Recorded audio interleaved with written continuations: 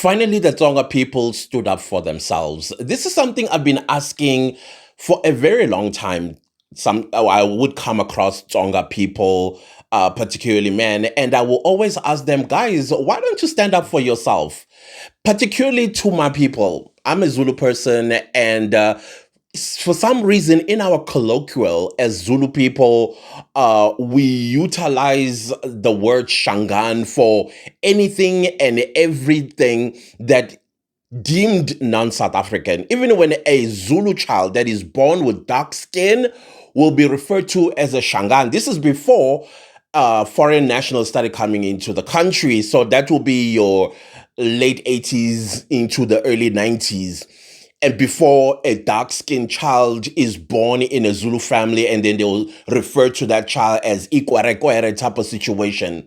This thing has never sat well with me ever, because I always considered it as bullying of some sort. There's another nation also that I feel like gets flack all the time, the Mpondomisa people. Especially if you're living in KwaZulu-Natal and you have what you call traditional marks on your face that show that you are Impondo. And for some reason, the Mpondo people were always put in the same level as Shangan people. So if somebody wants to insult you, they will call you Impondo or they will call you Ishangane. I hated it. I hated it. I still hate it. And finally, the Tsonga people decided, no, enough is enough. And I fully agree with their grievance. I fully agree that they are now challenging, and rightfully so, guys. If you are a Zulu and you're getting offended with what I'm saying, good. Good. These are human beings. Let me tell you something, how I see us. You know, the Tonga culture is so rich. It fulfills the South African rainbow nation, and it also fulfills Black culture. It adds that richness together with the language. Yeah, I get it. We have Tongas that are from Mozambique and we have Tongas that are South African. And I think you can distinct the two, who is from Mozambique and who is from here. And I did say this before in case you never heard me say. For some reason, trust me, every time I try to think about it, I don't know where I learned how to understand Tsonga. You can never gossip about me in Tsonga without me hearing you, what you are saying. But I have never had anybody sit me down and spoke to me in Tsonga, unless maybe when I was a baby, because my mom, she worked, she would get what do you call this, people to come babysit myself and my older brother. And it didn't matter where the people came from. I remember at one point we had a Sotho speaking person who was looking after us when we were still little kids. So maybe we had a Tsonga person that spoke to us in Tsonga, because even my brother can understand Tsonga, but he has never learned it anyway. I can understand, I can't speak it, but so the point that I'm making here is I do have a relationship with Tsonga, the language. And as I was growing older, I started having friends who are also Tsonga people. The kindest of people. The unfortunate part that always broke my heart, you can tell the pain of rejection in their eye. They are like the dark sheep of the family. And I'm glad that they're getting out of this shadow and they are challenging head on the people that seem to be rejecting them, even though they are South Africans. My fellow Zulu people, we need to do better when it comes to the Tsonga people. And the interesting part about the Tsonga people, they come from the Zulus. They come from us. If historically there is some kind of anger we have amongst each other, we're in the 21st century, 2026 to be precise. So I would like to appeal to Phakela Umthakathi Insizwa Nomtsizwa, because the whole point of Insizwa Nomtsizwa is to do exactly what I'm about to suggest.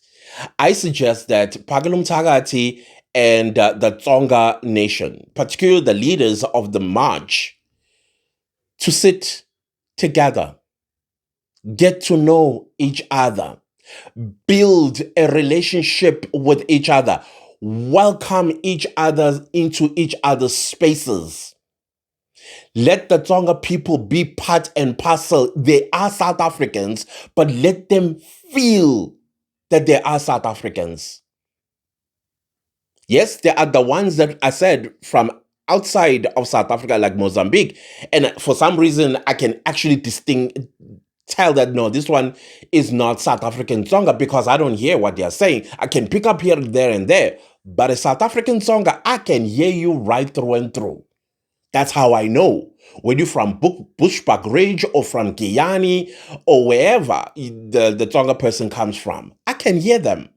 The ones that I find a little bit difficult are the ones from Mozambique. I think for some reason, they also pinch in some Portuguese words, or I don't know, something goes on there that makes me go, okay, this one is not a South African Tonga. However, though, I must disagree with one of the stance of the marchers of the Tongas about open borders. I think even the guy, when he was asked about it, he could not well express himself. I don't know if I'm not going to sound offensive to him, but from the standpoint where I was watching, he sounded a little bit uneducated because the question, if you had to ask him, how then do you sustain what you are saying? Because factually, you cannot have the entire continent in South Africa. Where will you get food security, accommodation, medication, safety and security? We only have 150,000 police officers in South Africa. With the 30th of June, they are adding 50,000 private security to make them a round number of 200,000. So if you're going to have the entire African continent down here in South Africa with just 150,000 police officers, even himself and his own family is not safe. And on top of that, they are trying to correct something about their existence in South Africa. And then you are calling the entire African continent to come into South Africa because they are our brothers and sisters. You'll be wiped out. You'll be erased as the Tonga people by the very people you're saying, oh, we're all brothers. We are all sisters. So I don't agree with that. I think it came from a point of view of uneducatedness, where if you look at facts about open border, already you can see what is happening. Already. So my point of this video is to appeal to Phakile Mthakathi to use this program as the umtsizwa nomtsizwa, because ukuba insizwa, it's also to humble yourself. You bring yourself down, and then whoever feels aggrieved by you, you invite them in, and then you get to know each other. I feel like the Zulus and the Tongas, we don't know each other. The other one just so happens to be, I'm not going to say, I'm not going to use words such as superior and what, just bullies. I'm sorry, my Zulu people. You are bullies when it comes to Tsonga people. You are bullies. I get it as well that some Zulu people, they don't see what is wrong by saying Ishangane. Ishangane this, you call a Nigerian Ishangane, you call a foreign national Ishangane. It's wrong, guys. Even the use of Ishangane, to me, I always equated it to the N word. I mean, not the N word, the K word. I always equated it to that. So I want to see these two nations coming together because they are literal brothers. Literal brothers. So maybe this is the time, after so many centuries, for these two nations to come together, reconcile. I hope this is going to reach where it needs to reach. And I'm glad that the Tsonga stood up. I'm so glad that you guys stood up.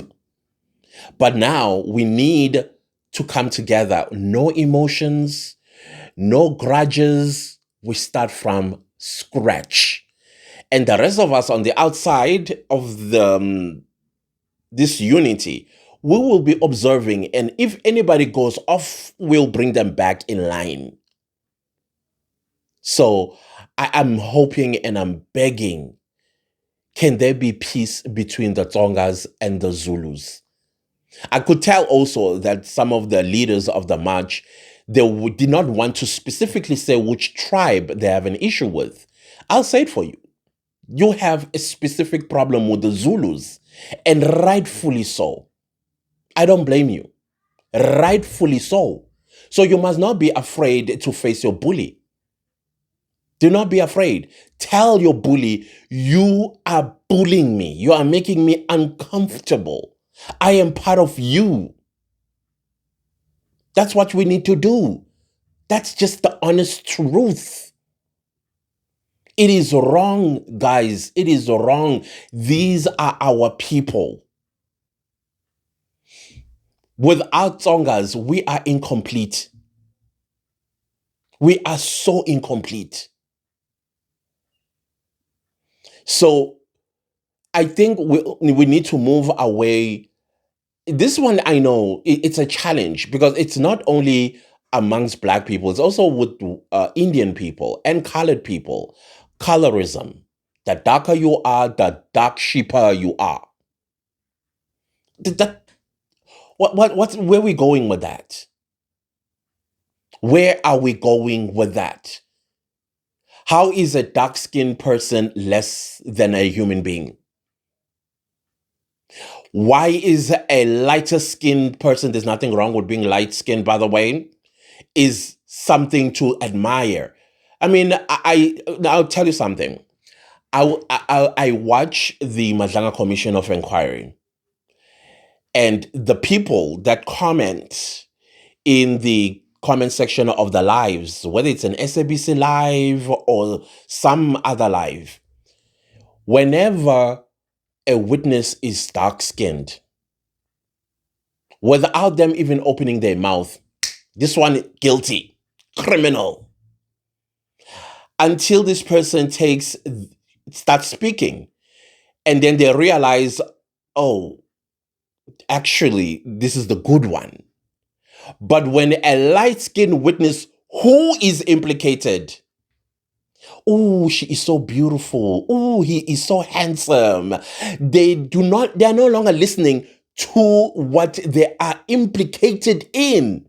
They're not discussing the crimes that this person is accused of, but they are now looking at the light skin. Beautiful. Oh, he's so beautiful. But the dark skin, before they even listen to what they had to say, guilty. Guilty. And they will call the witness every name in the book. But the light-skinned witness, they get to enjoy peace, and yet they are implicated. Why do we do this? Why do we do this? So something fundamentally is not right inside of us for us to see each other in such a horrible light. I'm a dark-skinned person. I couldn't give a rat's tail how you look at me. I couldn't. Because I'm proud of myself. When I look at myself in the mirror, I see a very confident man. And I've done this all my life. I went to white schools. Some of the kids did not like my skin color. Do you think I shriveled and lost my confidence and all of that? Some parents, they had problems when I was taking up leadership positions because of my skin color. Do you think I shriveled and I was like, oh, they don't like me? And then I lost my self-esteem? No, as a matter of fact, I even stood out the most. I already stood out, but I stood out even the most, to a point where the very same people that did not like me end up loving me. Yep. So we need to get rid of this, guys. We need to get rid of this. And I couldn't help while I was watching The Polygamist as well that, wow, look at Netflix.